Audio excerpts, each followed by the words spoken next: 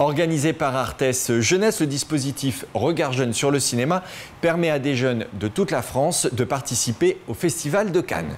Là, ils s'inscrivent dans un parcours cinématographique qui leur permet, entre autres, de réaliser un reportage critique autour d'un film en compétition dans les différentes sélections cannoises. Partenaire média de cette opération, ILTV vous propose de découvrir ces reportages. Blackbird, Blackbird, Blackberry est un film de Hélène Naveriani avec Eka Chavleshvili et Temuraz Shinshinadze. Ce film est présenté à la quinzaine des cinéastes au Festival de Cannes 2023. Voici le reportage critique des membres du jury jeune du Festival de cinéma de Brive.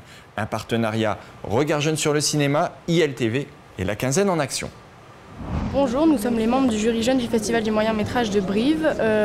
On est ici au Festival de Cannes, à la quinzaine des cinéastes, dans le cadre du dispositif du Regard Jeune sur le cinéma. Nous allons voir Blackbird, Blackbird, Blackberry de Hélène Naveriani. On se retrouve après le film pour la critique.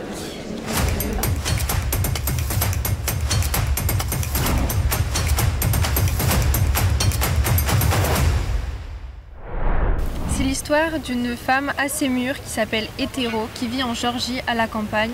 L'histoire se déroule de nos jours. La réalisatrice a voulu montrer la renaissance à partir du moment où le personnage principal a failli mourir en attrapant une mûre. Hétéro, on peut la décrire comme une vieille fille. Elle n'a pas de mari, pas d'enfant et elle est restée vierge jusqu'à 47 ans.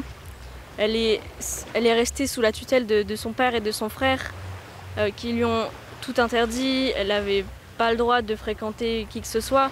Ce qui m'a le plus marqué dans le film qu'on a vu ce matin, c'est l'émancipation du personnage principal, notamment par rapport à son corps. On va assister à la libération de sa sexualité, etc. Donc on va voir son corps d'une manière assez crue, et c'est voulu par la réalisatrice. Ça montre un corps différent de ce qu'on peut voir dans les films qu'on voit en règle générale au cinéma. C'est un corps qui a été marqué par la vie, le personnage commence à arriver vers la cinquantaine. La nourriture a une place importante aussi dans sa vie, ça se voit et pourtant elle ne le cache pas. Et on montre quand même qu'elle est désirée par un homme, elle est complètement libre sexuellement, amoureusement. Le corps qui ne ressemble pas à ce qu'on voit dans d'autres films n'est pas une barrière au final.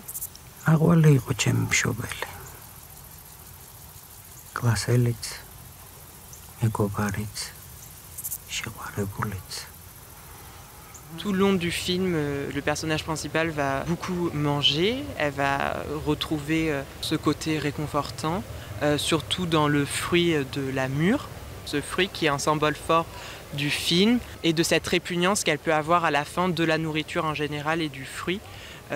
Lorsqu'elle arrive à se stabiliser au niveau de ses émotions, de ce sentiment et antérieurement.